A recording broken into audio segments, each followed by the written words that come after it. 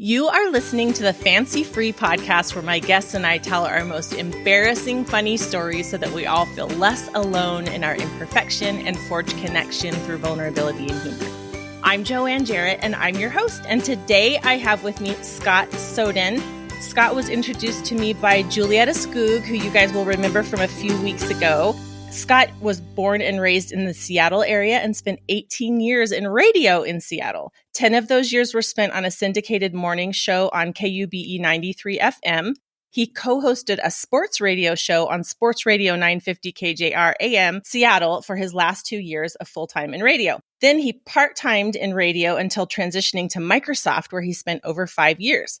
The pandemic forced the esports program he was working on at Microsoft to be canceled, and so was he. He's currently a technical recruiter for Lot 4 Consulting in Bellevue. He's been married since 2005, has one child, a 12-year-old daughter, a basset hound named Lucas, and a Russian tortoise named Rocky. Scott, thank you so much for being with me today. It's kind of cool when you can sum up someone's life in like 10 seconds. Remember when you were younger and you could fit your whole life in your car at one point? It's kind of sad like that, you know? Yeah. This is it, huh? I can fit everything I own in this car, including the 7-foot-long cardboard Shaquille O'Neal cutout that I have in my dorm room. Thank you for having me. Yeah, absolutely. That's funny because we have a boy who's a senior in high school living with us this year. And one of the items that he brought was a cardboard cutout. And I have to tell you, I don't remember what it's of, but I was like, oh, you have to have one of those. It's a must. It's an absolute must, yes. Absolutely. All right. Well, let's get to know you a little better with your rapid fire questions. What was your first job? It's tough for me to just list one. I know it is first job, but I want to give you 3 quick ones. If you don't mind, I can burn through these really fast for you. I want to hear it. First job ever, 12 years old. I worked at something called the Preston General Store. It's a little country store in Preston, Washington, which is 25 miles east of Seattle. I swept, I mopped, I stocked the shelves. I even stocked the beer in the walk-in cooler. So by 13, I knew the name of every single kind of beer known to man. That can't be legal at this point. I don't know. It was a simpler time. So Preston General Store was first. And then I somehow parlayed that into the drive-thru at McDonald's in Issaquah, Washington, which was awesome as a senior in high school. It was like out of a movie. I'd be sitting there, I'd look out the little window and I'd see like a convertible white cabriolet with 4 high school girls in it, you know, all my age, one prettier than the next. Sitting there with my maroon and gray collared shirt on, and pulling the maroon hat down as far as I could so nobody could see me. But please don't recognize me. Oh, yeah, exactly. And so McDonald's. And then my first radio job, I interned at Sports Radio 950 KJR for, I don't know, maybe 6 or 7 weeks. It was a summer internship. And I felt like I was getting some traction. They kind of liked me, and I got a dumb nickname, which is always a good sign. And I'll never forget the boss coming up to me, the program director named Tom Lee, great guy. And he says, hey, Hotshot. That's how he talks, and that was my stupid nickname. Hey, Hotshot, I think I got a job for you.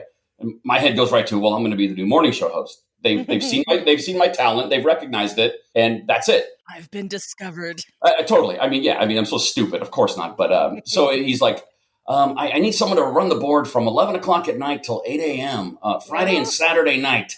I'm like, Friday and Saturday night, 11 o'clock. I'm 21.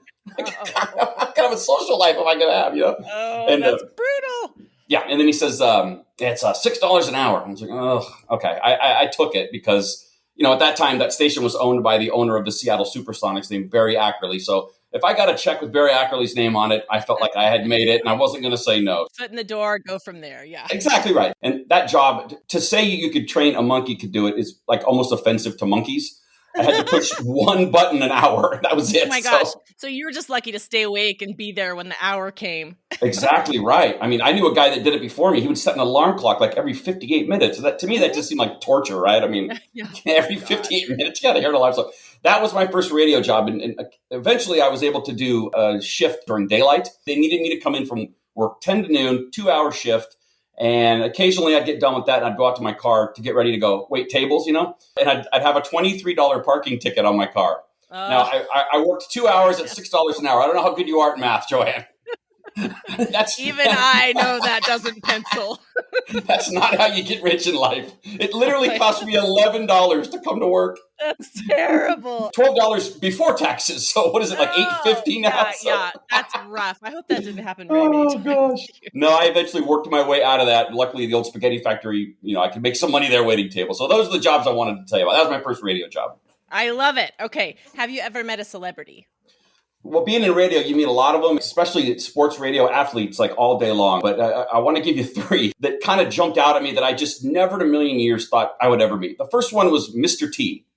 Now, Mr. T, people know who Mr. T is, right? He was a big deal in the 80s. Mm-hmm. Big fan. I had him on a birthday cake, and I actually told him that when I met him, and he didn't look really that pleased or impressed or anything, but he's like, well, thank you. You're a big fan or something. So Mr. T was a huge one for me, and I'll get my Twitter out at the end, but I have my picture is me and Mr. T on my Twitter. Oh, cute. He was like a superhero to me. I mean, it was so cool. And when I met him, he was 57 years old, and I'm here to tell you that you still wouldn't want to fight the guy at 57. Oh, he was enormous, and he has that scowl still, and yeah, he just looked as tough as ever. So Mr. T was awesome.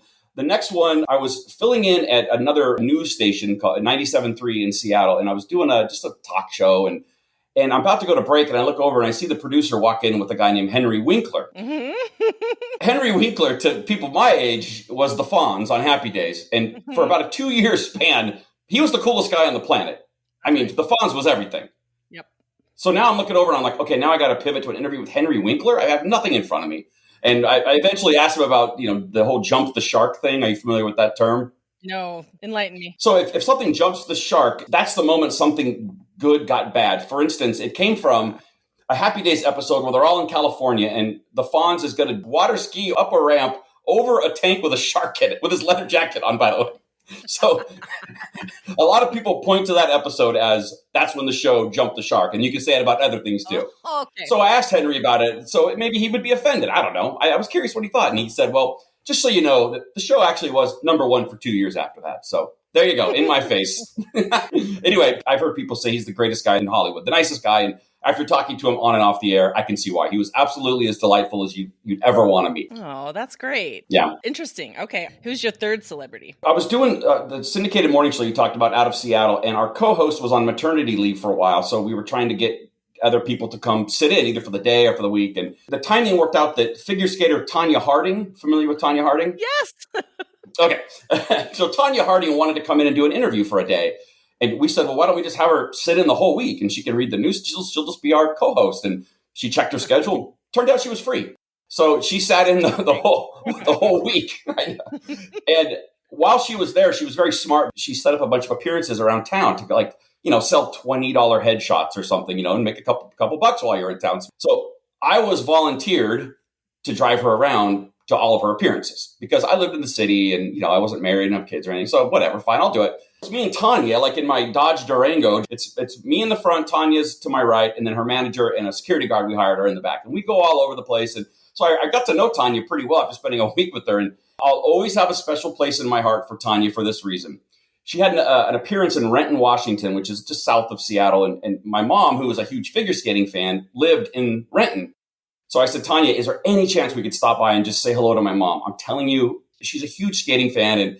And Tanya could not have been cooler. She was like, of course, just whatever you need, just we'll do it. So we walk into my mom's house, and Joanne, you're going to think I'm lying. I swear on everything that my mom was reading an Inquirer or a Star with Tanya on the front of it. No way.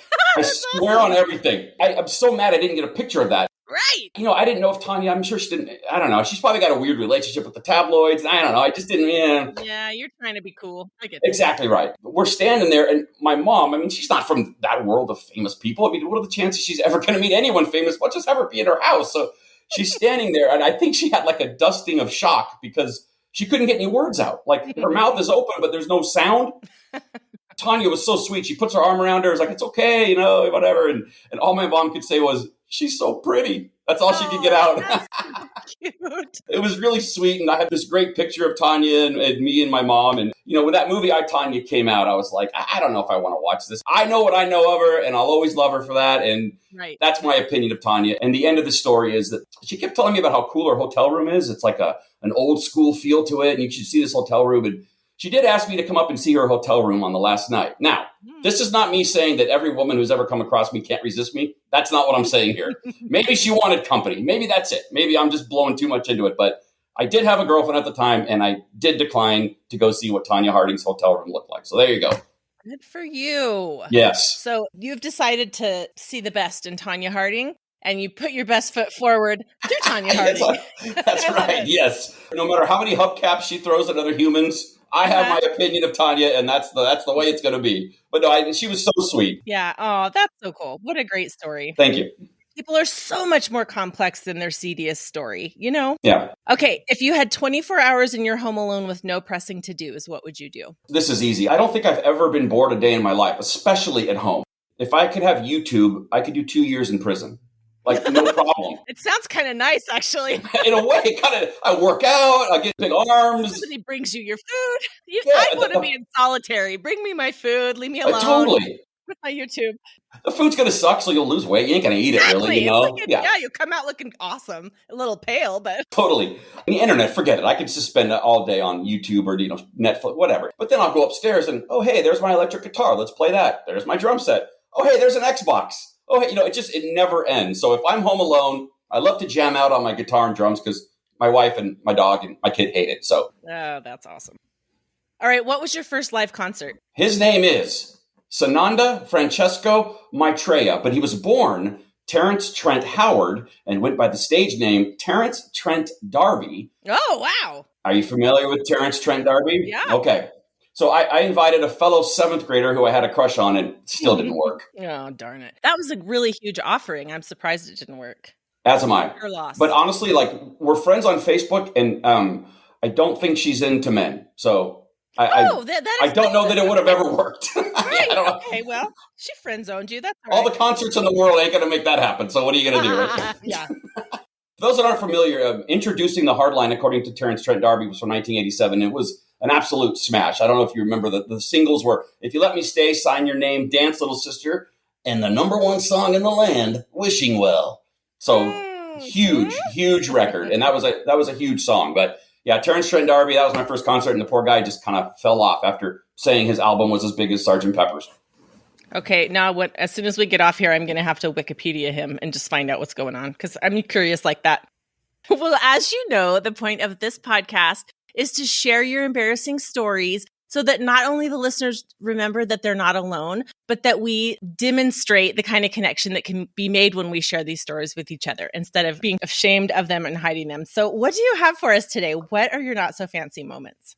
I met a woman at the radio station. We exchanged numbers, and Friday night she calls me and says, hey, I'm house sitting at a house with a friend of mine, and you should get a friend and come over. Probably the best thing I could have heard as a single 25-year-old. So totally in. I go over, and actually 2 of my friends come with me. There's 5 of us. We have fun. We party. I end up sleeping over in the guest bedroom alone, of course, right? I stood up spending the night. The next day, we get up to go, and me and my 2 buddies pile in my Jeep.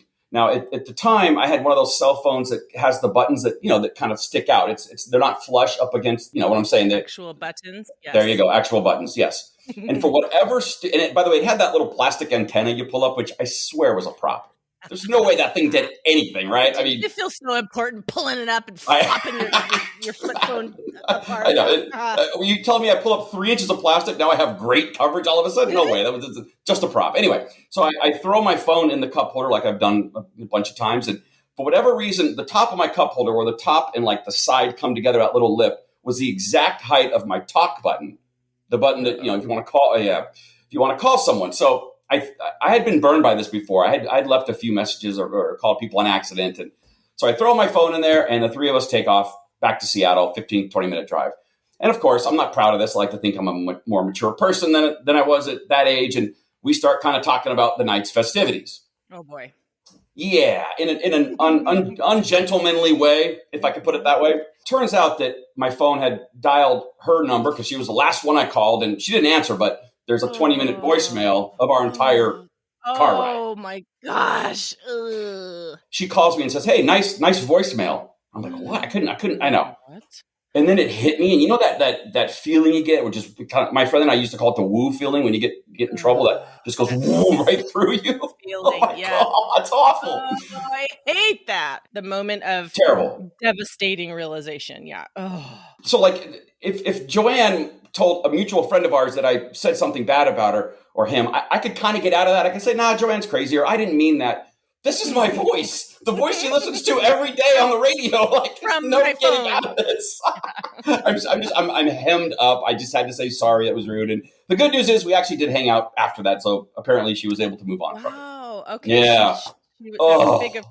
You were worth some forgiveness then. So that says something about you too, actually. Apparently. And this next story is the old adage of, if you don't have anything nice to say, in kindergarten, they teach you don't say it. This next one fits that as well. So I was working at Sports Radio 950 KJR in Seattle, and it was Super Bowl week leading up to the Super Bowl. And for those that don't know, at the Super Bowl location, there's always a radio row where 50 to 100 radio stations show up at this big ballroom. They set up and they do all their shows for the week from Radio Row at the Super Bowl. It's kind of cool ambiance, and you'll get some really good guests because, maybe like Jerry Rice is plugging Rogaine or something, and he'll sit down, whatever. He'll make the rounds. Okay. Yeah, exactly. People are making the rounds. Media people, players, whatever. I'm back in Seattle because I have to run the board, meaning I have to get them on the air in Seattle. Down at the Super Bowl, the two hosts have on headphones and a mic combo. You can picture what that looks like most broadcasters. And their mics are just always on, so if they need to talk to me, I can hear them. I have headphones on back in Seattle, and I have a little talkback button I can use to talk to them. All right, it's early in the morning one day. It's Friday, and I hear the producer say, hey, you want Sean McDonough to come on? Sean McDonough nowadays, he's a really big broadcaster still. He works for WEEI in Boston on the Red Sox radio network. He works for ESPN. He's a pretty big broadcaster. But back then, the host, for whatever reason, just said, no, I don't want Sean. Thanks anyway. 30 minutes later, 45 minutes later, do you want Sean McDonough? I told you, I don't want him. Thank you. I'm good. This happened again. He's like, dude, if you ask me again, I'm going to have to fire you. I'm going to pass. I don't want Sean McDonough for whatever reason. No one knows. It's 9:45 a.m. I'm 15 minutes away from being done until Monday. It's the greatest feeling ever when you're in radio. Super Bowl weekend. Like I'm just excited. Yeah. I hit the button to talk back to him, and I was just curious. I said, how come you hate this Sean McDonough guy? Like, why don't you want him on the air? And I hear like a pause. And then I hear the host say, well, what do you mean? We love everybody. We want everybody on the show. I don't know what you're talking about.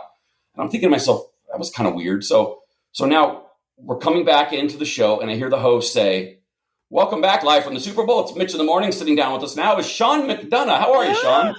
Oh, no. Yeah. Heard the whole thing. Oh.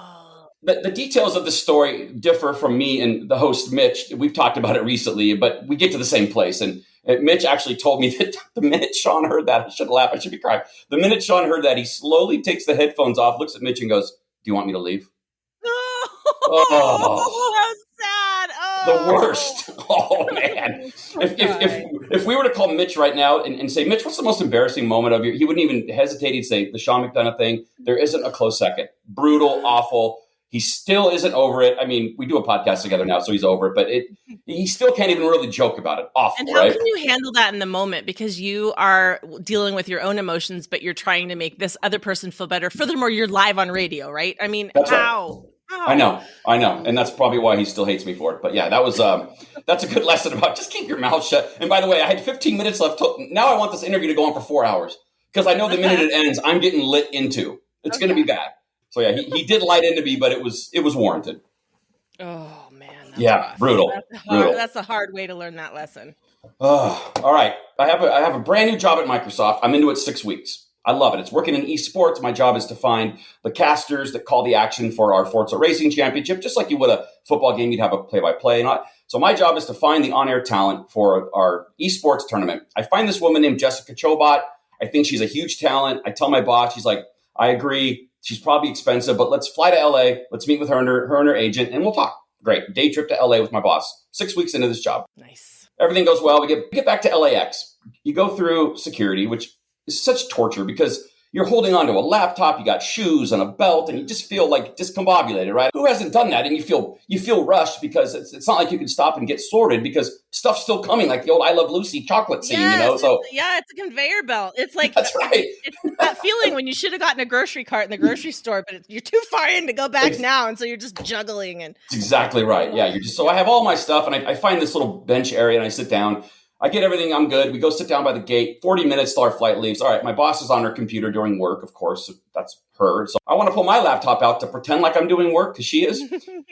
She's like this hard worker, and I wanted to act like I was. So I put my hand in my backpack.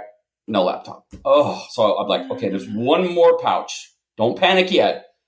No laptop. I'm like, seriously. No. So now my boss can see that, I'm agitated. Now the sweat just kicked in. Like I'm I'm freaking out here. I mean, it's only been 6 weeks, but I have a lot of stuff. I've been working hard. I really want that back, combined with, I don't want my boss to think I'm an idiot who can't carry a laptop around for 6 weeks. I mean, So she was insanely cool about it and said, getting a new work laptop's not the biggest deal in the world. It's okay. Well, people lose their laptops, but I didn't want that. I wanted that machine back right now. Uh-huh. So I head back to security, and they inform me that just on the other side of security, their camera's cut off because that is now LAPD's jurisdiction. Awesome. Oh. So we can't even look at like footage to see if anyone picked it up, right? Yeah. All right. Okay. So now I get to call LAPD and explain to them that they need to stop whatever they're doing and help me find my laptop so I can catch a flight in 30 minutes. Stop the murder investigations or whatever you guys are working on. Right. I'm at like a 3% chance I'm getting this laptop and making this flight. Like, it ain't happening. So now I go over to this little LAPD desk. I give them my name, my number, and I look down. My boss is texting me, "We're boarding. Where are you? I'm in line. We got to go." I'm just like, oh, and now the sweat's kicking in even more. I'm sure gray hairs are flying out. And I'm thinking to myself, all right, don't compound two things. At least make the flight. Don't not have your laptop and then miss the flight. Like, I'm trying to impress my boss here. So I give him my information. I go back to the line. I'm just feeling like an idiot. And my phone rings, and it's an LA prefix. I'm like, please. And they say, "Hey, I think we may have your laptop." I'm like, oh. So I go sprinting towards security, and I see this officer walking with the laptop. Looks like mine. Turns out it is. She says, "Log in for me. Prove it's yours." I log in. All good. I said, I know you're not supposed to really put your hands on officers, but I really want to give you a big hug. I didn't, and I won't, but I really want to give you a big hug. Consider this a hug.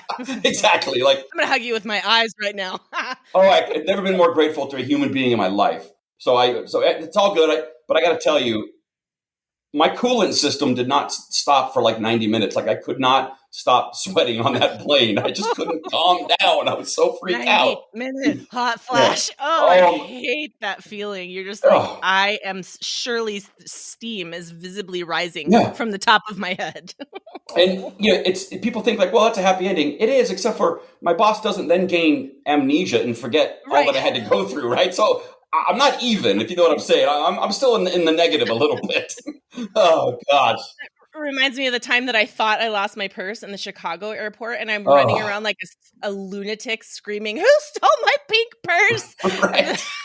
And the cops feel so sorry for me because I'm traveling alone with my children, and all our documents are in that purse, blah, blah, blah, blah. Oh. Turns out I had left it with my party and gone to the restroom without it. But then So I know the feeling of losing your cool and like, I have to get this item back. There are no two ways about it. I am just going to take over the situation. I mean, I'm lucky I didn't end up in handcuffs with the way I was behaving in an airport.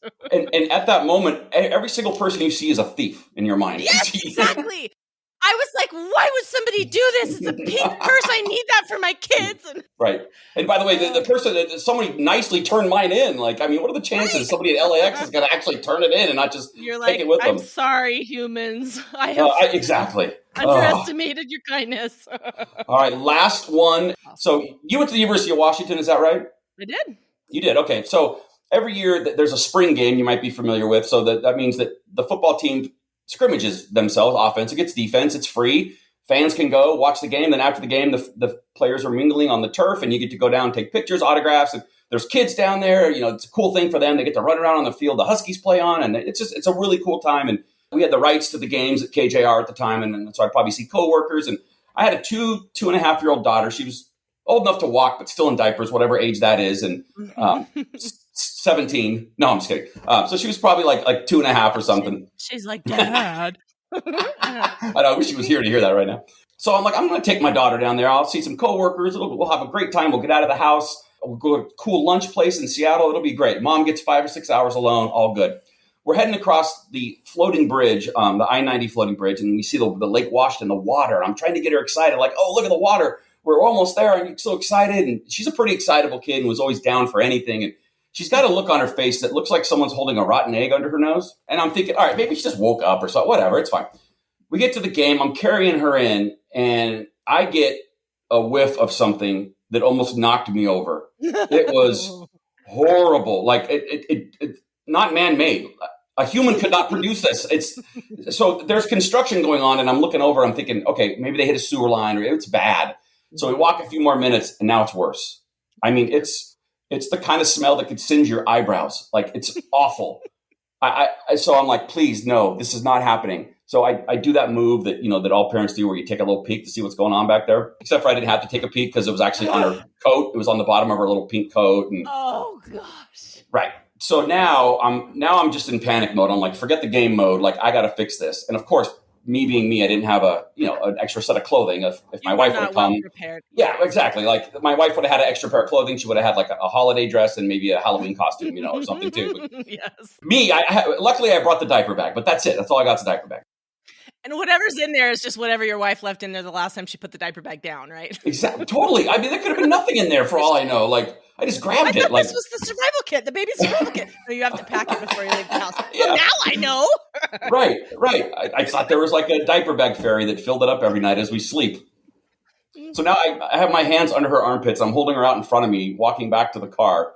I get her down. She's standing in the parking lot. I'm like, she can't come in this car. She's not going on the leather. I got to figure something out here. So she's standing in the parking lot, and I start undressing her, and I'm just dropping clothes in the parking lot. Like, I don't know what else to do. And people are walking by, and I'm just peeling, and I get her down to her diaper, and I look over, and I pop the trunk. I don't know what else to do. So luckily, there's newspapers in my trunk. And so I start spreading them out with my left hand, and I'm holding onto her hand with my right hand so she doesn't run away. And so I got newspaper down. I get her up in there. I lay her down, and I sit her up. I clean her off, but then I can't lay her back down because that newspaper's gross. And now I got to spread more paper over, and it's a whole thing. That move where you're holding two ankles with one hand and trying to get underneath. And I know it so well. Yes. People are walking by. There's a 300-pound guy with his shirt up over his nose, wiping a baby in his trunk. That guy putting his baby in a trunk? Like, what's going on? Not 2 years earlier, I was on a syndicated morning show. I was cool. Like, what the hell is my life now? So I finally get her all cleaned up, and luckily there was those diaper bags that you put the dirty diaper in. I was putting her clothes in there too. Very good. I had like 5 or 6 of those. I got crumpled newspaper. It's disgusting. But now I don't have any clothes for her. I'm proud of you for not throwing her clothes away. I really am. That was a good move. Well, thank you. Yes, those can be clean, but I'd swear my husband would have just thrown them straight in the trash can. These are waste, toxic waste. Lake Washington wasn't that far away. Could have rinsed them out over there maybe or something. But so now I have no clothes for it. I don't know if it's illegal to have a kid in your car with no clothes, but I didn't want to risk it. So I took off. I had like a track jacket on. I took that off, put it on her, wrapped it around her, kind of tied the sleeves up on. I tried to swaddle her in it. So now she's sitting there in this little thing, and now I got to go pick up the clothes. And it was like a straight jacket. You're right. And so now I go to a gas station. I get all that crumpled, gross newspaper out, throw it all away. We're driving home. She kind of has that same look on her. She's just not feeling well. And you can imagine the look on my wife's face when I walk in, and my daughter's wearing that. And we're like 3 hours early. Like, God, what thanks, buddy. are you looking forward to a day off. Now I have an entire load of laundry to do, a sick baby to deal with. Oh. Yep. Check and check. Yep. Yeah. And you can't be trusted for 90 minutes. I mean, wow. She had clothes on when she left. What's going on here? Timing. Oh, so there you go. So that's my last embarrassing moment. I think you win a dad medal for handling that, because you're like MacGyver. I mean, that was good. I don't know that it would have occurred to me to use clothing off of my own body to clothe the child. That's really good. I don't know. I just jumped into like, I need to fix this mode. And I don't know. I just needed to fix it. Like, this is awful and I need to fix it. So I was stuck. I'm hardly a hero, but I got it handled. Oh my gosh. I'm sure every parent listening has had that. I just had not had that where it goes everywhere. I mean, it was insane. No diaper was going to contain that. You know how we had a wipe shortage during the quarantine? I think that was because of that day. I think it finally caught up to us. Butterfly effect. I can't tell you how many. Exactly. I need so many wipes. So wasteful. Oh my God. I know. It's crazy. Oh my gosh. Thank you so much for those stories. You're hilarious. You're a very good storyteller. You're obviously an audio natural. Well, thank you. Yeah.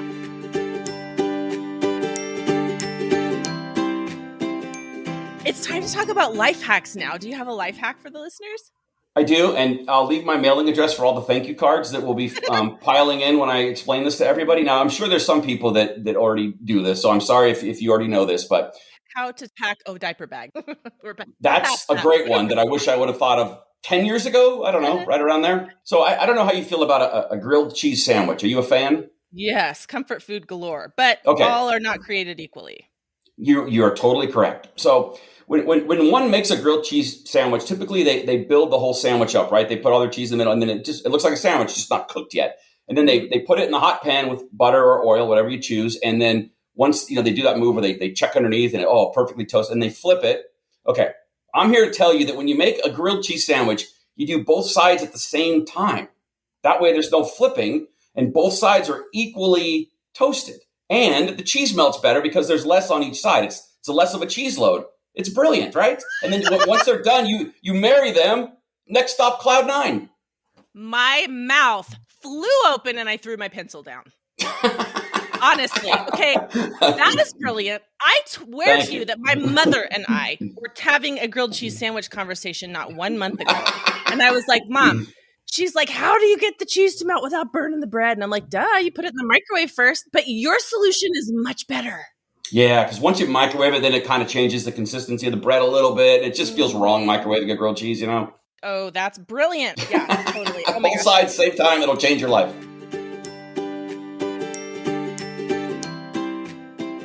All right, what have you been loving lately that you think the listeners might love too? I have a list of 3 here, and they're all on Netflix, and that wasn't on purpose. It just kind of worked out that way. You're not sponsored. Yeah, exactly. I know. I feel like I'm doing an ad for them. I think I kind of gravitate towards Netflix because I love that they just drop everything at once, as opposed to once a week. You don't have to wait. Yep. Yeah. So I just kind of like to find shows on there. The first one I have is called Kaminsky Method. I don't know if you've heard of it or not. I haven't. Nope. Michael Douglas is in it, and him and Alan Arkin. Alan Arkin makes everything he says, I just laugh at because I feel like that might kind of be me when I'm his age. I'm just going to have like a shred of a filter left. He just kind of says whatever he wants. Not only is it funny, it's well acted. It's sweet. It's poignant. It's emotional. It's an incredible show. And Paul Reiser plays this character that looks nothing like Paul Reiser. And he steals every scene. And Kaminsky Method, it's incredible. It's only 3 seasons. So if you want something funny and sweet, that's a good one. I just put a star by it. Okay. All right. Next one, Squid Game. Now, don't confuse Squid Game for Hunger Games, because I'm here to parent for everybody right now. And anyone younger than high school is not allowed to watch this. I'm pretty liberal when it comes to what my 12-year-old watches, which is a big point of contention in our marriage because my wife isn't.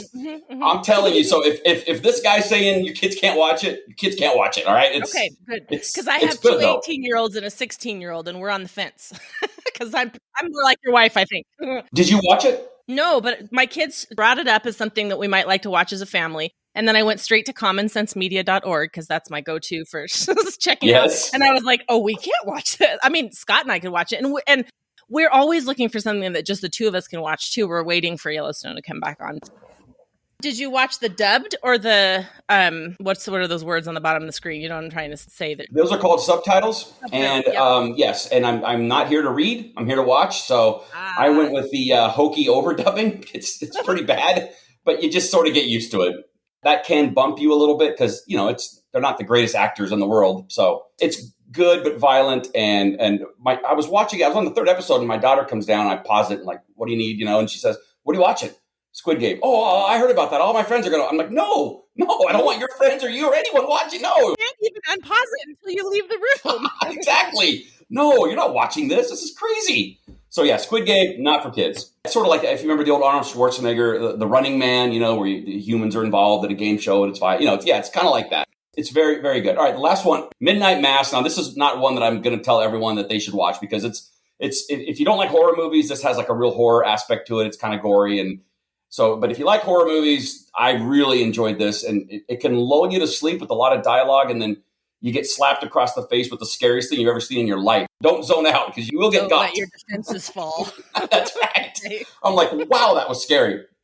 I better put on like college football or something to get back to life here because that was awful. I Love Lucy. I got to go to I Love Lucy or HGTV. Yeah, right. Exactly. I know. Midnight Mass. It has like a religious. There's demons and that kind of thing. So if that's not your deal, then I don't recommend Midnight Mass. Okay.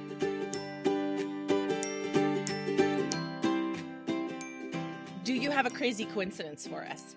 So I like to go through life with coincidences that I think are crazy that nobody else does. I love it. That's so me. I'm gonna drop a couple on you real quick. My whole life, I've only known 2 people with the name spelled Kamala. Okay. The first one was a guy named Kamala, the Ugandan giant, who was a pro wrestler. Okay. Kamala.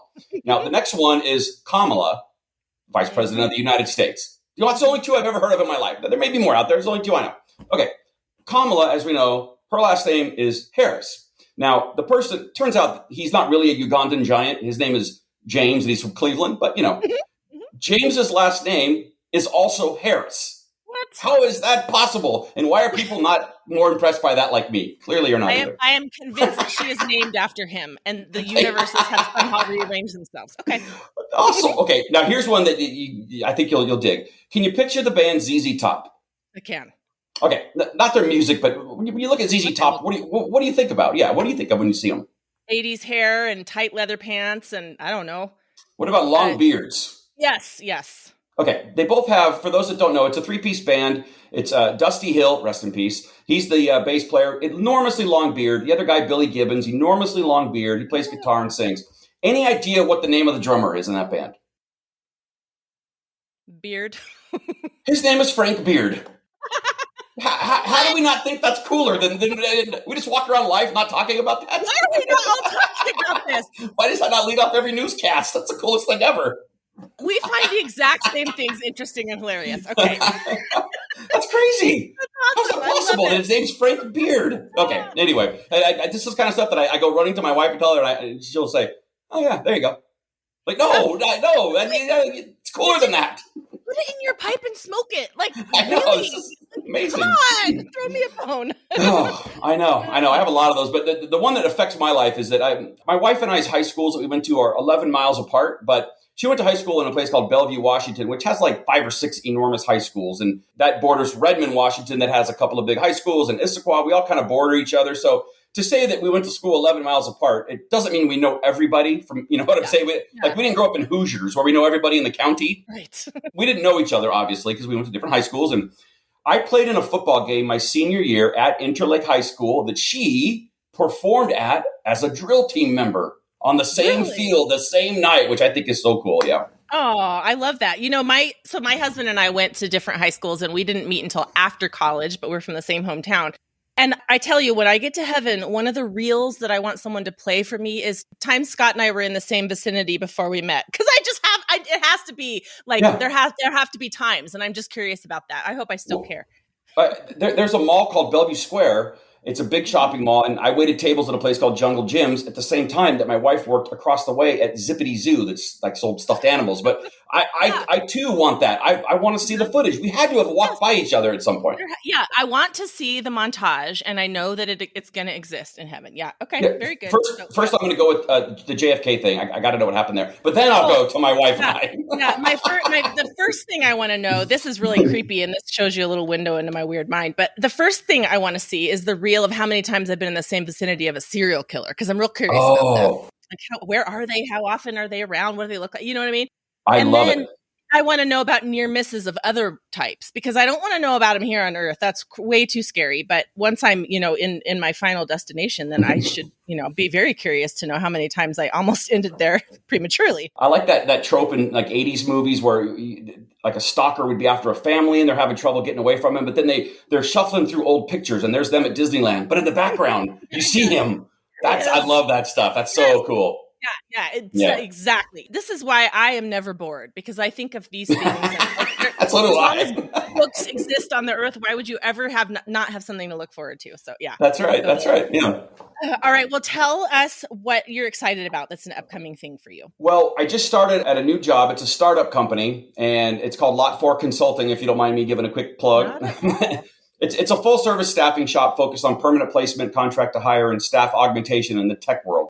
Between us, we have 50 plus years of Microsoft experience. So it feels really cool to be kind of on the ground floor of something. And we have an office in downtown Bellevue. And I'm pretty stoked to help people either get back to work or get a new job that they're excited about. So that's what's, I know that sounds kind of lame considering all the cool people you have on your show, like doctors and authors and all these great people. No, I think it's awesome. Well, thank you. If you have something that you're excited about when you wake up in the morning, I want to hear about it. And that's yours. I love it.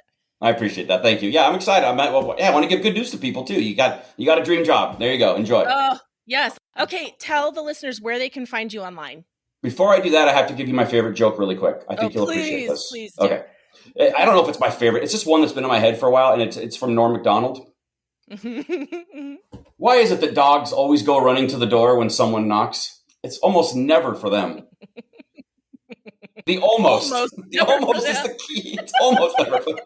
Meaning, like, sometimes, Hey, I'm going to start saying that to Flossie every time she runs to the door. Flossie, it's almost never for you. And then that's right. I will laugh my head off, and the rest of the people in my family will be like, huh? You are way too easily amused, Mom. Right. I'll be like, yes, I know. Okay, tell everybody where we can find you online. All right, I'm at Scott Soden on Twitter. I'm on Facebook under Scott Soden, LinkedIn, Scott Soden. You can find me there. And then I do a podcast once a week with the guy who I embarrassed during Super Bowl week, named Mitch. It's MitchUnfiltered.com. He hosted a sports show for 23 years. So yeah, it's a lot of sports because that's a lot of our listeners. But we get into other stuff too. He's one of the all-time great interviewers. Just ask him. No, I'm kidding. He's one of the great interviewers of all time. He really is. And that drops every Monday. And then we have one for our patrons too. But so go check out Mitch Unfiltered if you want to hear our podcast. Excellent. I'll definitely link to all of those in the show notes. Oh my gosh, Scott, you are so much fun. Thank you so much for being with me today. It was really a pleasure. Of course. Well, I have to say, I've listened to probably a dozen or so because I'm new to your podcast. And I have to say that in a way, I'm kind of irritated that the thing I did for 18 years, you've been doing for like 2, and you sound like you've been doing it your whole life. So I don't know that. I mean, I thought I was like special for a while. But I guess I'm not. God. I mean, you don't see me treating patients, do you? Like, I could never do what you did. I mean, God, you just turn a mic on and now you're good at it? I mean, honestly, though, like when I listen, it feels like you have a genuine curiosity and you're a great listener, which I think really, really helps when you interview people. So there's my 2 cents. Take it for what it's worth. Thank you. That really means a lot to me. And the bonus is that I enjoy it so much, but it's a few and far between that I get feedback. So I really, really appreciate that. Yeah. Of course. And thank you so much for risking the good name of the Fancy Free podcast to have this guy on. So I appreciate you taking a chance.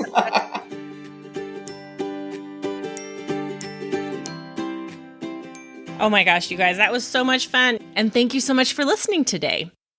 Make sure you check out the show notes for today's episode at fancyfreepodcast.com/episode 130 to get any links we discussed today. Remember to follow the show wherever you're listening right now so that new episodes pop into your feed each week. If you have a story to tell, email me at notfancy@fancyfreepodcast.com. And if you want more connection, laughter, and sharing, join the Fancy Free Facebook group. I'd also love it if you'd follow the Fancy Free Podcast on Instagram and tell at least one friend about the show this week. If this show makes you feel less alone or makes you laugh, then share it because we would love to get into more listeners' ears. Also, if you use your code FANCYFREE at checkout at Shelfie Shop, you will get free shipping. And just to remind you, if you like to rip your bra off at the end of the day, but you need a little bit of support and coverage and like really, really cozy loungewear and pajamas, check out Shelfie Shop. It's made just for you at SHELFIESHOPPE.com. Have a wonderful week, and remember, no one is as fancy as they look.